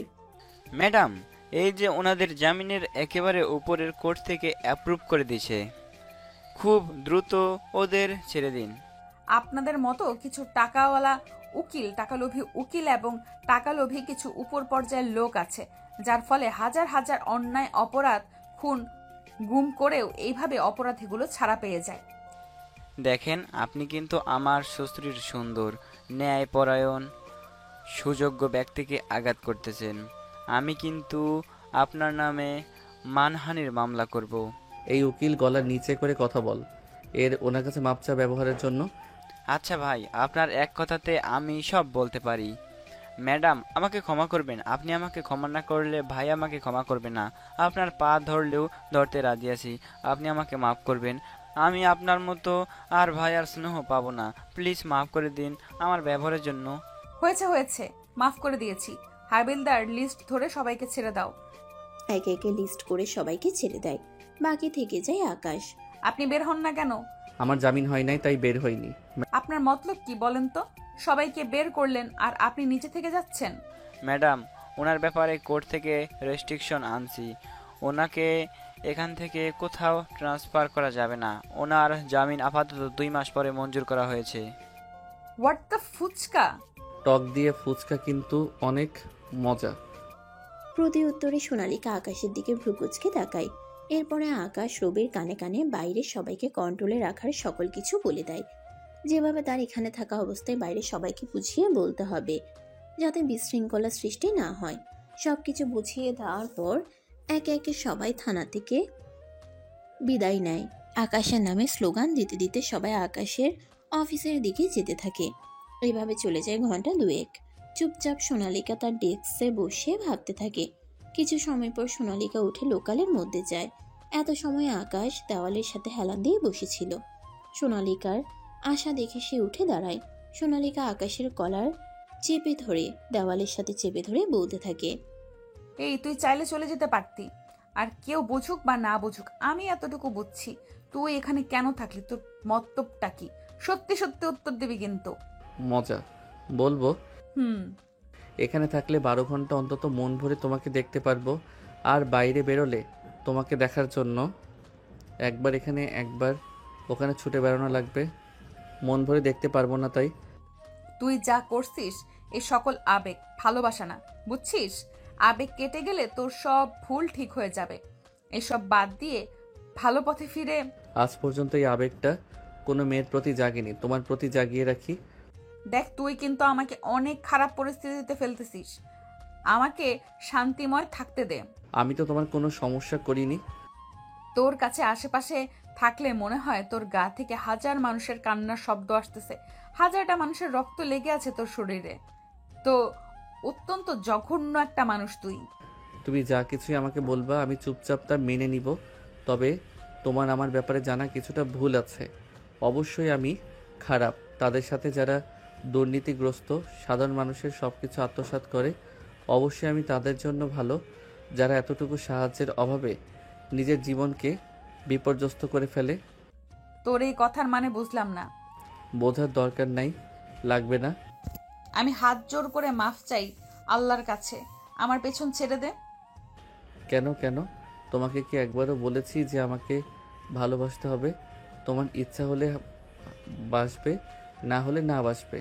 আমি আমার মতো ভালোবেসে যাব। মনে রাখিও, ভালোবাসি বলে এত সব প্রশ্রয় করি।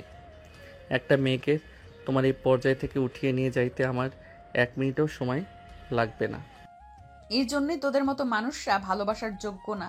অত্যন্ত জঘন্য, দুর্গন্ধযোগ্য ডাস্টবিন তোরা। তোদের ঘৃণা করা যায় কিন্তু কখনো মাফ করা যায় না। তুমি যেমনটা মনে করো। এভাবে দেখতে দেখতে দিনের পর দিন চলতে থাকে। প্রতিদিন সোনালিকা থানায় আসে এবং তার ডেস্কে কাজ করতে বসে। আকাশ অপলক দৃষ্টিতে সোনালিকার দিকে তাকিয়ে থাকে। তার চোখের পলক যেন কিছুতেই পড়ে না। মাঝে মাঝে সোনালিকা এগুলো দেখে অস্বস্তি ফিল করলেও দেখেও না দেখার ভান করত, যেন সে কিছু দেখছে না। কিন্তু লুকিয়ে লুকিয়ে সবকিছুই ফলো করতো সে। আর অন্যদিকে আকাশ আপন মনে শুধু ওকে দেখেই যেত। এটাই হয়তো ভালোবাসা। হুট করে কারো মায়া আবদ্ধ হলে তাকে না পেলেও কাছ থেকে দেখে যাওয়ার যে শান্তি, সেটা পৃথিবীর আর কোনো ভালোবাসাই নেই। আসলে ভালোবাসা অনেক সুন্দর, কাছ থেকে হোক কিংবা দূর থেকে। এভাবে দেখতে দেখতে একটা মাস 13টা দিন চলে যায়। এতগুলো দিনে প্রতিদিনের রুটিন নেই একই রকম। তবে আকাশের এখানে থাকতে কোনো অসুবিধা হয়নি। সে এখানে সবসময় ভিআইপি সুবিধা পেত। তার যখন যা লাগতো সবই দেওয়া হতো। এভাবেই চলতে থাকে। আরও 3টা দিন চলে যায়। একদিন রাত্রে আকাশ সোনালিকার কথা ভাবতে ভাবতে ঘুমিয়ে যায়। রাত বাজে 3:12, ছুঁই ছুঁই কিংবা এর আশেপাশে। এডিটর এখান থেকে কোনো মিউজিক ব্যবহার করবা না, এটা ইসলামিক দৃশ্য দেখানো হবে। আকাশ হুট করে দেখতে পায় ডান দিকে মাটি, বাম দিকে মাটির নিচে মাটি, উপরেও মাটি দিয়ে চাপা দেওয়া ছোট্ট একটা ঘর এসে আবদ্ধ। অন্ধকার, কিচ্ছু দেখা যায় না। সে যে চিৎকার দিবে তার গলা দিয়ে আওয়াজ বের হচ্ছে না। এরই মাঝে একটা খুব দীর্ঘ আলোর ঝলকানি দিয়ে তার চোখের দৃষ্টিতে। তখনই, তোমার রব কে? তোমার দিন কি? তোমার নবী কে? এগুলো কি? কেন আমি উত্তর দিব? দ্রুত উত্তর করো। কেউ একজন ছিল, আমি তার নাম শুনেছি, মনে করতে পারছি না। আমার দিন কি যেন? আমার কিছু মনে আসতেছে না। কথাটা বলার সাথে সাথে আকাশ বিকট একটা শব্দ শুনতে পায়। আর সেই আগ্নেয়গিরি লাভার থেকেও ভয়ানক আপনার মধ্যে ডুবে যেতে থাকে। তার যেন সারা শরীরের মাংস হাড্ডি সব গলে গলে পড়তে থাকে। বারবার চিৎকার করতে থাকে যাতে সে মারা যায়, কিন্তু শুধু কষ্টই পেতে থাকে। প্রতিবার একটু থেকে একটু বেশি, কিন্তু কম না। আজকে চিৎকার করে তোমার আর উপকার হবে না। প্রতি মসজিদে আজানে তোমাকে ডাকা হতো, তুমি কি শোনোনি? অন্যের প্রতি জুলুম করতে তোমার হাত পা কাঁপেনি? প্রতিনিয়ত অন্যায় করে গেছো, অন্যের হক মারতে, বেহায়াপনা, যত ধরনের পাপ আছে তুমি করতে। তোমার কি স্মরণে আসেনি আল্লাহ ক্ষমতাশীল? যত অন্যায় করো না কেন তার কাছে মাপ চাও, সে মাফ করবে। মাফ করার জন্যই বসে আছেন তিনি। তিনি অত্যন্ত দয়াশীল। আজ যখন সময় শেষ, তোমার এই চিৎকার কোনো কাজে আসবে না। পৃথিবীর জীবনটা একটা সময় শেষ, কিন্তু এটা তো অনন্তকাল, যার কোনো শেষ নেই। অনন্তকাল কষ্টের থেকেও তীব্রতর কষ্ট ভোগ করার জন্য তুমি প্রস্তুতি নাও। আস্তে আস্তে সাউন্ডটা বিলীন হয়ে যায়। অন্যদিকে জোরে জোরে চিৎকার করে আল্লাহর কাছে সাহায্য চাইতে থাকে, কিন্তু ততদিনে আরশে রাজি মুখ ফিরিয়ে নিয়েছে। নাউজুবিল্লাহ। এই জন্যই আল্লাহ বলে, আজ তোমরা আমার কথা শুনতেছো না, কালকে ওই বিচারের দিনে আমি তোমাদের ভুলে যাব। তুমি দিনে দুপুরে অন্যায় করবে, অন্যের সাথে জুলুম করবে, অন্যের হক মারবে, চাঁদাবাজি করবে, সুদ খাবে, দিনে দুপুরে নিজের শক্তির জাহির খাটিয়ে অন্যকে পৃথিবী থেকে বিদায় করবে। এই বিদায়টাই কি শেষ বিদায়? এরপর আর শুরু নেই? যে শুরুটা হবে ওই শুরুটা কিভাবে করবে? অবশ্যই আল্লাহ মাফ করেন, তিনি খুবই দয়াশীল।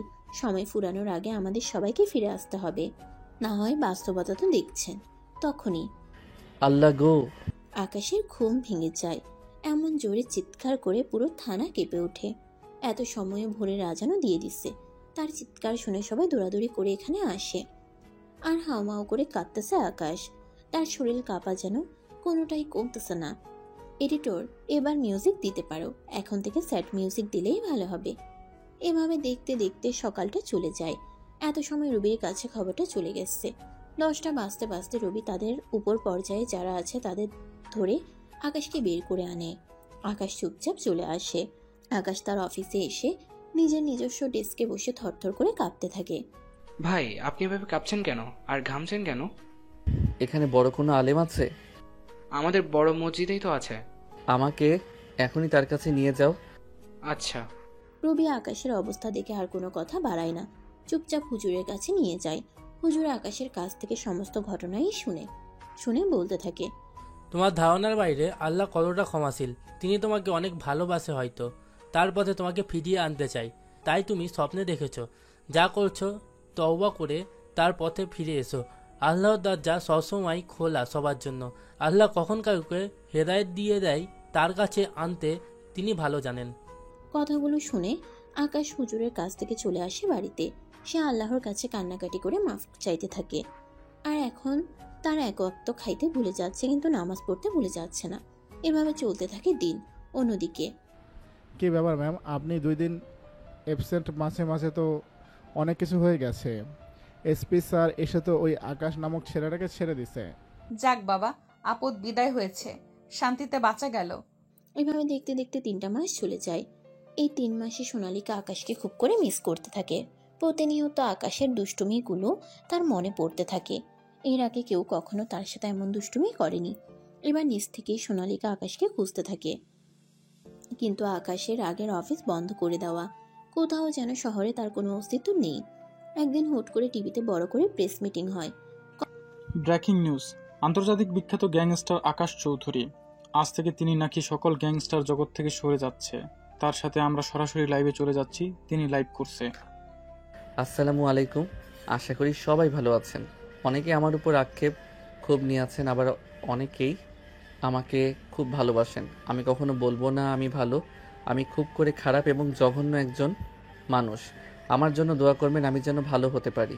আমি আমার জীবনে আপনাদের সাথে নিজের ইচ্ছায় অনিচ্ছাকৃতভাবে যদি কোনো অন্যায় করি, পাপ করি, তার জন্য আমি ক্ষমা প্রার্থী। আমি হাত জোর করে আপনাদের কাছে মাফ চাচ্ছি, আমাকে আপনারা মাফ করে দিবেন। যদি আমি অসহায় মানুষের জন্য লড়ে যেতাম, একজনের উপকার করতে গিয়ে অন্যজনের ইচ্ছাকৃত বা অনিচ্ছাকৃত ক্ষতি হতো। আবার নিজের জন্য অনেক ক্ষতি হয়েছে মানুষের, যা আমি উপলব্ধি করতে পেরেছি। আজ থেকে আমি সকল গ্যাংস্টার জগৎ থেকে সরে যাচ্ছি এবং গেলাম। এটাই আমার শেষ বিদায়। এবং আমার গ্যাংস্টার জগতে যারা শত্রু আছে আমি সবাইকে মাফ করে দিচ্ছি। আমাকেও আপনারা যদি কোনো অন্যায় করে মাফ করে দিবেন। আমি জীবনটা আমি সাধারণভাবে চলতে চাই। আশা করি আপনারা কোনো সমস্যা করবেন না। এবং আমার আন্ডারে যারা ছিল সবাইকে আমি যার যার মতো বাকি জীবনের ব্যবস্থা করে দিছি। একটা কাজের ব্যবস্থা যার মাধ্যমে সুন্দরভাবে কাজ করে উপার্জন করে হালাল তাদের জীবন চালাতে পারে। আপনারা জানেন বা জানেন না, ঢাকায় এসএফ নামে যে শাখাগুলো এতিমখানা চলতো 15টা, ওইগুলো আমি নিজে চালাতাম। যদিও এগুলো আমার নামে ছিল, আমি নিজ নিজ এতিমখানার নামে সম্পত্তি হস্তান্তর করে লিখিত করে দিছি। আজ থেকে জায়গাগুলোর মালিক আমি না, সাধারণ অসহায় এতিম বাচ্চাগুলো ওই জায়গাগুলোর মালিক। এবং আমার যা সম্পত্তি আছে তা আমি এদেশের অসহায় সাধারণ মানুষদের সব দিয়ে যেতে চাই। আমি আমার সম্পত্তিগুলো বাংলাদেশ সেনাবাহিনীর হাতে তুলে দিব। আশা করি তারা যত্নের সাথে সাধারণ মানুষের গরিব দুঃখীর মাঝে পৌঁছে দিবে।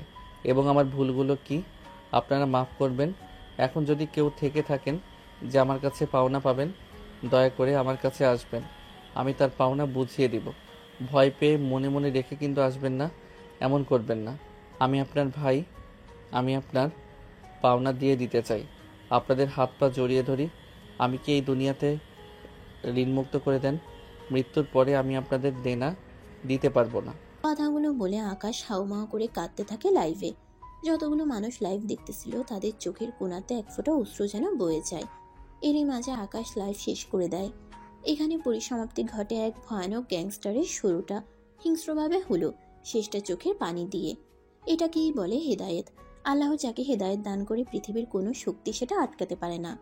আল্লাহ যাকে হেদায়েত দিবে না, পৃথিবীর কোনো শক্তি তাকে সত্যের পথে আনতে পারবে না। তার কাছে কথাগুলো বিরক্তিকর মনে হবে, অথচ দিন শেষে তার মনের সকল ভিত্তিগুলো যদি খুলে যায়, সেই ভুলের জন্য অজরে কাঁদতে থাকবে। আল্লাহ আমাদের সবাইকে সত্যটা বোঝার তৌফিক দান করুক। অন্যদিকে লাইভ সোনালিকাও দেখতেছিল, তারও ভুল ধারণা আকাশের প্রতি কেটে যায়। এভাবে দেখতে দেখতে 2টা বছর চলে যায়। 2 বছর পর, কিরে মা, আমাদের কই নিয়ে যাচ্ছিস? কোথাও না তো, আমরা তো ঘুরতে যাচ্ছি সাজেক। হুট করে সাজেক কেন? আমাদের তো বলবি, একটা গোছানোর ব্যাপার আছে। আরে গোছানো বাদ দাও তো, চলো না। কতগুলো বছর চলে গেল, কোথাও যাওয়া হয় না। তোর বাবা তো অফিস ছিল, তাকে আবার জোর করে আনার কি ছিল? আরে সারা জীবন টাকা টাকা করলেই হলো? জীবনে সুখ শান্তি ঘোরার একটা ব্যাপার আছে না? সামনে গাড়ি থামাও, ওই একটা খাবারের হোটেল মনে হচ্ছে, ওখানে কিছু খেয়ে নেই। তারপরে তারা সামনে গাড়িটা পার্কিং করে নেমে সবাই হোটেলের মধ্যে চলে যায়। তারপরে হাত ধুয়ে কালা ভুনা আর সাদা ভাত অর্ডার করে। কিছুক্ষণের মধ্যে অর্ডার চলে আসে। একজন এসে খাবার দিয়ে যায়। খাবার খেয়ে বিল দিতে গিয়ে সোনালিকার যেন চক্ষু চড়ক গাছ। আকাশ, তুমি এখানে? জানো তোমাকে আমি কত খুঁজেছি। এ কি অবস্থা, তোমার চুল বড়, দাড়ি রেখেছো? চুল বড় রাখার জন্য যা বাবরি চুল, আর দাড়ি তো একটা পুরুষের সৌন্দর্য। আর আপনি আমাকে কি জন্য খুঁজছেন? তোমাকে কি জন্য খুঁজছি বুঝছো না তুমি? আস্তাগফিরুল্লাহ, দয়া করে আমার সামনে থেকে সরে যান। আমি পরপুরুষ মেয়ের দিকে তাকাতে পারবো না। যে ছেলে আমাকে দেখার জন্য মাসের পর মাস জেলে পড়েছিল, আজকে সেই ছেলের বিরহে আমি পাগল। আর ওই ছেলে আমাকে সামনে দেখেও দেখতেছে না। দেখেন, আপনি যে ছেলেকে চিনতেন ওইটা আর বর্তমানে এটা সম্পূর্ণ ভিন্ন। যাই হোক, এখানে কি করো তুমি? সব কিছু ছেড়ে বাবা মাকে নিয়ে নিরিবিলি একটা জায়গায় চলে এসেছি, যেখানে আমাকে কেউ চেনে না। এই ছোট্ট হোটেলটা দিছি, সবাই এদিক দিয়ে যায়, মাঝে সাঝে খাই এখানে। আল্লাহর রহমতে ভালোই বেচাকেনা হয়। আমাদের রিজিকের ব্যবস্থা খুব ভালোই হয়।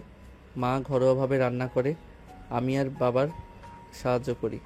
আর একটা ছেলেকে রেখেছি, ও টুকিটাকি কাজ করে। ওর পরিবারও আমার মাধ্যমে আল্লাহ ডাল ভাতে রিজিকের ব্যবস্থা করে দিয়েছে। তা এখানে রেস্টুরেন্ট না দিয়ে ভালো জায়গায় দিতে পারতে। দেখেন, এটা রেস্টুরেন্ট না, এটা হোটেল। বড়লোকদের খাবার যেখানে বিক্রি হয় সেটা রেস্টুরেন্ট বলে, আর গরিবদের খাবার যেখানে বিক্রি হয় হোটেল। আমার হোটেলটা সাধারণ অসহায় মানুষের জন্য। তোমার এই পরিবর্তন আমার অনেক ভালো লাগে। আচ্ছা, আঙ্কেল আন্টি কোথায়? আম্মু আব্বু বাইরের দিকে। আব্বু আম্মু আসো, আমি যে আকাশের কথা বলতাম না, এটাই সেই। দেখো তো, বোঝার উপায় নেই। যে ছেলেটা এত সময় হাজার হাজার কোটি টাকার মালিক ছিল, আজকে তার এই সাধারণ জীবনযাপন সত্যি ভাববার বিষয়। আর সবার দ্বারা এসব হয় না। আম্মা আম্মা আমার। দেখো বাবা, কি মনে করবে জানি না, আমি আর দেরি করতে পারবো না। এই 2টা বছর আমার মেয়ের আমি আর্তনা দেখছি। কোনো ছেলের জন্য, আমার মেয়ের বিয়ের জন্য আমি তোমার কাছে প্রস্তাব রাখছি। তুমি কি আমার মেয়েকে বিয়ে করবে? দেখেন, এসব ব্যাপারে আমি কিছু জানি না। আমার বাবা মা জানে। তারা হ্যাঁ বললে হ্যাঁ, না বললে না। এর বাইরে কিছুই না। আর তাছাড়া আমি কোনো পুলিশ মেয়েকে বিয়ে করতে পারবো না। বর্তমান পুলিশের হাত ধরে সব থেকে বেশি অন্যায়। আরে পাগল, আমার যেদিন তোমার লাইভ দেখেছি তার পরের দিনই আমি চাকরি ছেড়ে দিয়েছি। যে পোশাক নিয়েছিলাম মানুষের উপকার করতে, তার বদলে উপর মহলের প্রভাবে শুধু মানুষের উপকারের সাক্ষী হতে হচ্ছিল। চাইলেও কিছু করতে পারছিলাম না, তাই রাগে ক্ষোভে ঘৃণায় ছেড়ে দিয়েছি। কথাটা শুনে আকাশ একটা মুচকি হাসি দেয়। এরই মাঝে আকাশের বাবা মা চলে আসে। সোনালিকার বাবা মা আকাশের বাবা মায়ের কাছে বিয়ের প্রস্তাব দেয়। প্রথম দিকে বড়লোক জায়গা দেখে রাজি হচ্ছিল না তার মা বাবা, কিন্তু সোনালিকার জোড়াজুড়ি কান্নাকাটি এবং তাদের বাবা মায়ের অনুরোধ দেখে তারা রাজি হয়ে যায়। তারপর কিছুদিন এভাবে চলে যায়। কিছুদিন পর ছোট্ট করে ঘরোয়াভাবে তাদের বিয়ে হয়। বিয়ে শেষে মসজিদে খেজুর ছিটানো হয়। তাদের বিয়ে শেষ করে আজ তারা বাসর ঘরে। কি ব্যাপার হিরো সাহেব, তোমাকে আগের থেকে এখন অনেক হ্যান্ডসাম লাগে জানো। মাশাল্লাহ, তোমাকে পেয়ে আমি অনেক লাকি। অজু করা আছে? না, দাঁড়াও, অজু করে আসি, তারপরে আমি অজু করে আবার রুমে প্রবেশ করি। চলো দুজনে একসাথে 2 রাকাত নফল নামাজ পড়ে আল্লাহর কাছে আমাদের নতুন জীবনের উদ্দেশ্যে সাহায্য চাই। আমরা যেন একে অপরের মৃত্যু পর্যন্ত হাত ধরে বাঁচতে পারি। অনেক সুখে যেন আমাদের জীবনটা পার হয়। চলো আমরা আমাদের নতুন জীবনে পদার্পণ করি। তারপর আমি আর আকাশ ভালোই ভালোই নামাজ শেষ করে মোনাজাত করি। আমাদের নতুন জীবন যেন ভালোভাবে সুন্দরভাবে কাটাতে পারি। তারপরে আমরা কিছুক্ষণ গল্প করি, একে অপরকে হাসাই। এরপরে আমরা মধুর মিলনে আবদ্ধ হই, যা শুধুমাত্র একটা স্বামী এবং স্ত্রীর জন্য প্রযোজ্য হালাল সুন্দর অনুভূতি, যা একজন স্বামী স্ত্রী বুঝতে পারে। আলহামদুলিল্লাহ, আমি আমার বউকে নিয়ে অনেক ভালো আছি।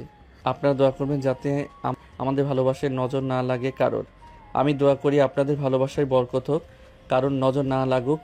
আর কি, আজকের গল্পের লাস্টিংটা একটু ইউনিক করলাম, সত্য দিলাম। প্রতিটা গল্পের উদ্ভট বানানো কাহিনীর থেকে বাস্তব দিয়ে আজকে না হয় সাজিয়ে দিলাম। এমনই রে ভাই, আমাদের জীবন অতি সংক্ষিপ্ত, তাই আমরা যদি পরকালের দিকে নজর না রেখে দুনিয়াবি হয়ে যাই একদম, এটা আমাদের ভয়াবহ ধ্বংসের কারণ। আমাদের অবশ্যই আল্লাহর প্রতি সহনশীল হয়ে তার দেওয়া প্রতিটা দায়িত্ব পালন করা উচিত। তাহলে এমনিতেই আমাদের জীবন সুন্দর হয়ে যাবে। আমি জানি আজকের গল্পের লাস্টিং কিছু মানুষের পছন্দ হবে না, কেননা তারা বাস্তবতা সত্যকে বিশ্বাস করতে চায় না। এটা ঠিক ততদিন এগুলো বিশ্বাস করবে না যতদিন না এরা মারা যায়। দোয়া করি আল্লাহ হেদায়েত দান করুক। একটা কথা আছে না, কিছু মানুষের অন্তর থাকতেও তারা তা দেখতে পায় না কালো। তো আজকে বিদায় নিয়ে ভালো থাকবেন, নিজেকে নেবেন, সৎ পথে থাকবেন, কখনো অন্যের ক্ষতি করবেন না, পারলে উপকার করবেন। দিন শেষে আপনি জিতে যাবেন। সমাপ্ত।